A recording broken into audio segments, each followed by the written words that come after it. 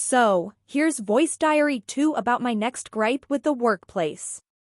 Culturalized attendance policies in the workforce and workplace, specifically for hourly, non-exempt, W-2, non-unionized employees. Basically, this means that you already get punished, technically, if you don't come to work on time, if you leave early, if you miss the whole day or days, because you don't get paid if you're not clocked in and working. So on top of that, these fucking companies want to have a point system like you're a child, and they actually penalize you to the point of discipline, including or up to termination, and this means that people, a lot of the times, most of the time, they get fired because of their attendance. Now these are regarding unexcused absences, or no calls no shows, which they say are voluntary resignations when you don't show up to work and you don't communicate that you will not show up to work, and you do it enough times in a certain lapse of time, like a couple times in a week or 3 days straight or something. They'll say, we see that as you have resigned. But they'll technically still class it as a termination, and also when you want to file for unemployment insurance or benefits or stuff like that, there's basically, I have never done it myself, but apparently there's a higher chance of you getting help if you were fired for something that wasn't your fault. But the company can say, yes, you were fired, but it was your fault if it was for attendance, and so they weren't fired, they quit. So, I get ending or separating employment because someone just doesn't show up, but that's not what I'm talking about. I mean people who are late a certain amount of times, and it doesn't even matter how many minutes late, it's just late in their eyes, and those points will add up and you'll end up getting fired just off of that. Doesn't matter who you are, how well you do otherwise, I'm sure, if it's not like an excused absence. An excused absence is something that you couldn't help, like a natural disaster or inclement weather or an unavoidable situation, like bereavement or FMLA. So the issue here would be firing someone or trying to fire someone because of their attendance for something that they cannot prevent. I've seen it happen many times where people are fired because they just didn't communicate their emergency issue in time. But also, even if it's a sick day, you have to request your sick day to be approved, and then they say, oh, do it ahead of time. It's just ridiculous, absolutely ridiculous. Like, I know that PTO is not federally required, which it should be, but it's not, because this country was built on slavery of many groups, and very begrudgingly so, they have conceded to end slavery. However, the nature of the boss to the employee is very much the modern version of the slave driver to the slave, and yet the boss or your manager or supervisor is also a peon in the whole corporate structure compared to the area manager, for instance, or the whole worksite manager. And then from there is like the CEO or chair or something, or the company president, I don't know. So everyone is just slave driving everyone really, and you as the employee, the customer service front and first line of defense, the one who picks up the phone, the one who greets them, the one who cashes you out, the one who provides the products or the service by hand or by phone, are the very lowest rung here, and if we don't report emergency absences, you could get written up or fired. They'll say, it's a no-call no-show, even though it was an emergency where you physically were unable to communicate with them, whether it be an internet outage or power outage or a medical emergency or some other emergency.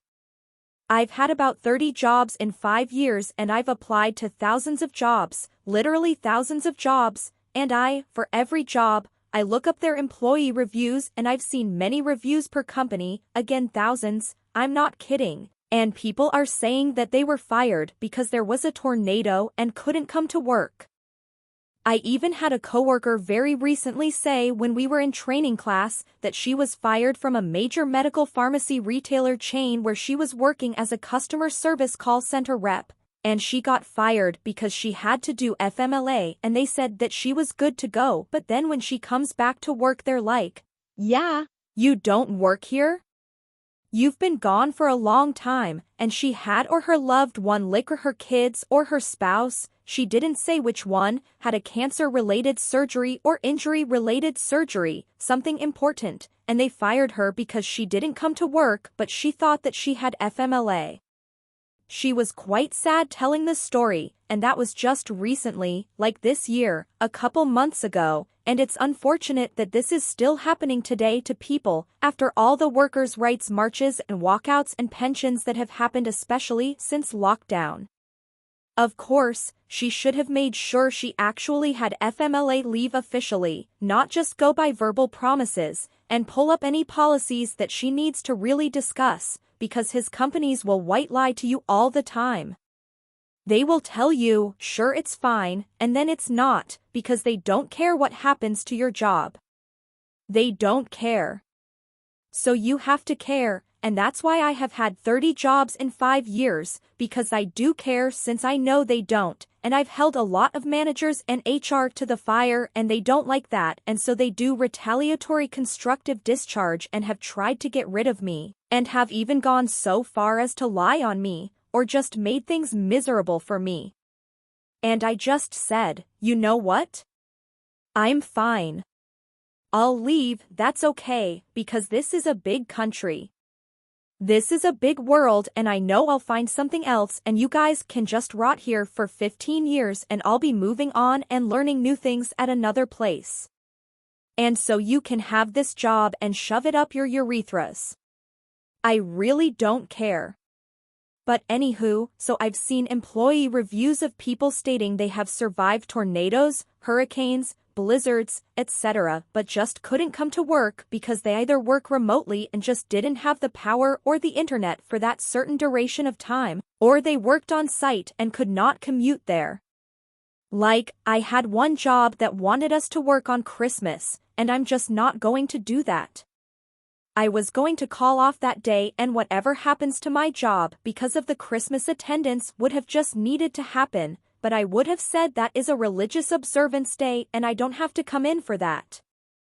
But anyway, I know that it's happened to other people too, and back to the natural disasters. I just think it's crazy that jobs have you work so desperately during things that are dangerous to you while hanging threats of attendance terminations over you. And so you put your life on the line for this fucking company that doesn't care enough to just close the business for the day. You're not going to go out of business if the business closes for the day because of the storm. The only reason that people are coming in or calling in is because you're open. If you were closed, they just deal with it and come the next day and no one's going to bark or bitch because they totally understand that you couldn't be open. It's not the end of the world if you aren't open.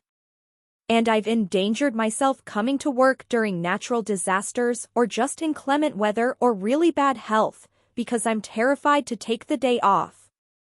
And then they say, request your days off ahead of time, and then they reject it, but you have time to request that you've accrued in your little time off bank, but you can't take time off without requesting it.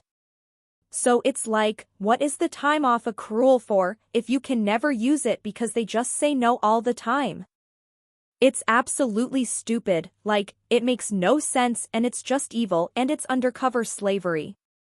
This is worse because slaves knew where they stood. These days, it's like, you don't know where you stand, they give you these things you work so hard for like PTO. And you see that you have 30 hours of PTO. You decide to take a day off or a couple hours or that you might be late and you need to cover it with your time off, and they don't give it to you, and so you feel you have to request it ahead of time. Like, who's going to request an emergency ahead of time? It's asinine, and it's disrespectfully asinine. For instance, I've missed work before in the past, hence me having new jobs all the time, especially starting when working from home starting maybe 4 years ago during COVID lockdown. I just started getting a lot of remote jobs. And they'd send equipment that doesn't work or they'd send steps that don't help you log into it or set up the equipment or the software, or your credentials don't work, but the equipment turns on and connects and does what it needs to do and stuff, but something is always afoot. Some shenanigan is always afoot because some dick tip didn't do what they needed to do. So I've walked out on many jobs, I've never been fired, but I'm like, I know that you guys aren't going to fix this because you guys put me in this situation, so why would you get me out of it? I've seen training classes dwindle in the amount of trainees and new hires because there's been so many casualties per job of people having to leave or sometimes even being walked out or escorted out of the virtual team meeting, the Zoom, the Microsoft Teams meeting or the Adobe meeting, whatever. They have to leave because they don't have their equipment or their credentials. I've seen classes start with like 30 plus people and go down to like 10, just off of credentials and equipment shenanigans and rigmaroles and incompetent, inept, indifferent staff who are supposed to handle this for you and they literally let your job fall through your fingers. And I've heard the devastation in people's voices and seeing it in people's faces when they have to leave the team meeting and they don't come back because their situation doesn't get fixed. And then the people who are left, they dwindle because they just don't want to come back now and for other reasons that are also respectable and understandable, and a couple of times I've been that person. But I've never actually been walked out or anything, I just walked out on my own. They'd be in training class and then say, oh, yeah, one of my monitor screens is cracked. Like, how do you send a cracked device to someone? I know it wasn't damaged in transit because of the way that they put the shit in the box. There's like pounds of dunnage. Dunnage is like protective filling inside of the box, bubble wrap, a bunch of papers, net papers, cardboard-looking kind of paper, big bubble things that look like arm floaties inside of there, styrofoam stuff. Little shaped boxes inside of boxes and compartment boxes inside of the boxes, and then those are wrapped in a bunch of dunnage. So there's no way that that could have been damaged in transit. Someone just shamelessly put a broken monitor in there. Because I've been sent and other people have been sent computers that aren't physically, visibly broken, but they don't function. They don't work. And so I know if you can send this to someone when you're supposed to test it out before you send it, that you probably sent a cracked monitor too. You just didn't care.